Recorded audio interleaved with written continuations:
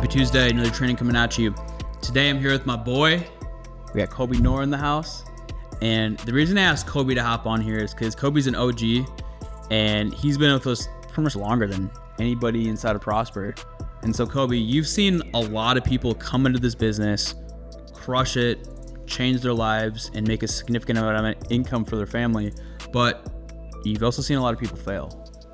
And I've said this before, but the number one metric that determines if someone's going to be successful or not in this business is entirely based on their mindset coming into this. So talk to us about mindset, not only why it's important, but also some helpful mindset tips that agents can have to hit the ground running and have success in this industry. Yeah, I think your mindset is completely correlated based off of your routines, like what you're doing on a day-to-day. Yes. What you're putting into your body, what your morning looks like. Those are some key factors to, what is the outcome inside of this business. Like I said, I've seen a lot of people come in and they've done very well. And then I've seen a lot of people come in, they crush it in the beginning and then they fail.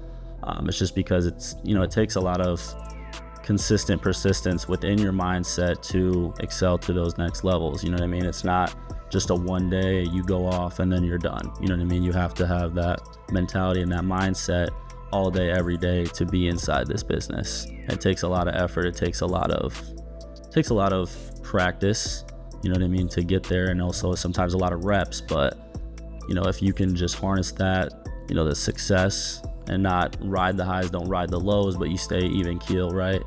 You're able to, maintain that mindset. That's what's huge. Yeah, and those habits are so important because you made a good point where you've seen a lot of people come in and do super well when they first get started, and maybe they're at the top of leaderboards, they're crushing it, they're putting up all this premium, making all this money, but then you look a year later, 2 years later, and they're no longer here. Exactly. And they fizzle out.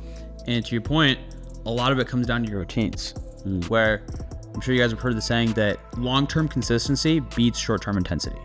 And so overall, consistency is one of the most important pieces of this business. And it comes down to, what are your daily habits? Are you maintaining a consistent schedule? Are you waking up at the same time? Are you taking care of yourself? Are you working out, exercising, walking, like doing something to physically exert energy? Because also in this business, you guys have heard sales is a transfer of energy. Mm-hmm. So if you have shitty energy and you're not taking care of yourself, you're not doing the things you need to do, then you wonder why you're not helping families. Is you need to help yourself before you can help families. And so in addition to that, are you putting healthy food in your body? Are you watching training videos? How many hours of training videos have you watched over the past 3 years? Tons in videos. I'd probably say at least like 100 hours of just like putting something on, even if it's in the background, and just subconsciously taking in like the mindset or like the things that you need to have on the day-to-day, right? Where it's like, maybe I'm not fully engaged in the training, but I have it on the background. In the morning, a lot of times when I first started, I'd be plugging in to some of those trainings, those YouTube videos, just watching, having that on in the background, listening to it before coming into the office. As soon as I get home, putting something on, learning a different type of sale, practicing in that way. I'd say over 100 hours of just straight training and just like listening to videos and practice. Even like some of the guys that we'd listen to inside the office, I'm sure if you count that, can probably double that number just listening to others. You know what I mean? 100%. And same thing with me. That was all I did when I first started. Was I lived, breathed, eat, slept life insurance and sales, and and that was how I got good. Yeah. Because I was so bad when I first started, but I just became obsessed with this business, and I was either actively working and dialing and trying to help families, or I was working on improving my craft, which was watching life insurance specific training videos. Where, in a brand new age, and I tell agents this, where there's a lot of great sales training videos out there with Daniel G, Jeremy Miner. Like, I watch a lot of those and I've learned a lot from those videos. But for a brand new agent, I would encourage, specifically just watch training videos about life insurance. And then once you've watched about every video out there for life insurance, which can take a while for you to watch all of them. Once you've watched all of them, you've mastered all of them, and you're writing on a consistent basis, then expand your arsenal of knowledge and training, and then dive into the sales training, like general sales training category. Your mindset is so powerful coming into this business, and just what you put in your mind, what are your habits, and are you actively pursuing to develop yourself and refine your skill set on a daily basis? Because when agent's coming in and they're just dialing the phones for 12 hours a day and they're not doing anything to try to get better, that's really not an effective use of their time. Which, yes, we set the expectations, like brand new, you want to dial 12 hours a day, you want to put in the work, but you also need to work on yourself, because the definition of insanity is continuing to do the same thing over and over and over again. So get the knowledge and then simply apply that knowledge through work and repetition on the phones. So Kobe, wrap us up.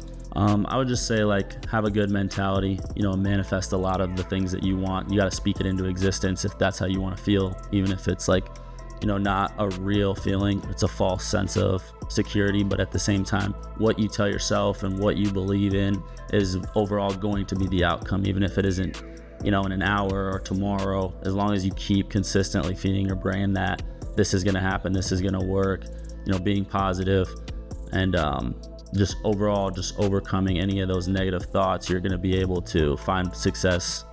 I'm not saying right away, but overall over time in this business. What were some things that you've manifested in your life? Simple facts of like getting out here, getting into the office, plugging in, getting an apartment here in Chicago, something that, a year ago, 2 years ago, never would have thought I'd be able to do that. A few other things, just like running my own agency, having guys under me, having people look up to me, having, pulling in like 6 figures within a month for the team volume, certain specific goals that we overall thought, in the beginning, I thought would be very hard to accomplish, but just saying it over and over and over again, eventually it just ends up happening. You know what I mean? And it takes a little bit of an insanity to a certain extent to, believe in yourself, especially when nobody else does. But it's also, if you have that mindset and you're super hungry and you want it, like how bad do you want it? And what are you feeding into your brain to prove that? It also plays into your actions, but it's what you're telling yourself. And like, what were some specific tangible actions that you made towards manifesting those things that you have in your life now and achievements that you've done? Yeah, so I would say specifically it was just kind of turning out the noise, cutting out the noise, and just kind of locking in, putting myself in a position that's already where I'm at. A lot of times what I like to tell agents is, imagine you're at the top of a building or in a high-rise building, and you got, a stack of papers on your desk. Your boss just threw them on your desk, and you're here. You got to rip through these leads, right? You got to rip through them. And, you got your sunglasses on, you got your closer shades on, and, your main thing is just like, I'm going to help these people. And you're telling yourself that throughout the day, like, they filled this out, they're interested. If you have a negative orientation to what's going on around the lead, or you get pretty much told no or F off a few times, it's going to build a little bit of doubt. So you have to have that confidence and that aura that you're going to come in and just, succeed. And that's where I think, having that false sense of belief where you're almost a little bit of crazy, but you're not, like, it gives you a true power, true strength. Have you read the book, The Hypomanic Edge? I'm not. That's a great book to read, and I encourage you guys to read that. But it talks about basically just how certain entrepreneurs, they have a gene, which is hypomania, which is borderline craziness. But that's what you have to be so, honestly, optimistically delusional in yourself when you're first starting, because until you've done it, you don't have any proof and you don't have any validation. You just got to go out there and do it. Mm-hmm. So, man, that's so good. And I know we said we were wrapping up like 5 minutes ago, but this is important. So one last question for you, and then we'll wrap up for real. Well, what are some healthy habits that you have in place in your life now that you've implemented in order to give yourself a better mindset? Yeah, I would say something that I really struggled with in the beginning was like the morning routine, working out, just showing up to the office, not really having that action taking place. I really strongly believe that working out, having a positive routine in the morning, it domino effects or butterfly effects, whatever you want to call it, throughout the rest of the day. It really does play a big role in how you perform on the phones, what your mentality is, how you're going to go out and crush it and conquer everything. was a big thing in the beginning where I wasn't implementing my workout. Maybe I wasn't putting the right things into my body. And as I go on, you know, with this process and this journey within sales, is see it slowly progressing to better, getting more detailed into what I want to do and what needs to be done. And it slowly is building over time. Like, you know, Rome wasn't built in a day. You got to keep plugging in. You got to keep figuring out specific, you know, routine that you want and what you see other people using and what is working, what isn't working. But does one key thing right away in the beginning was working out, getting in the gym early, what I'm putting in my body, the foods to, you know, drinks, whatever, right?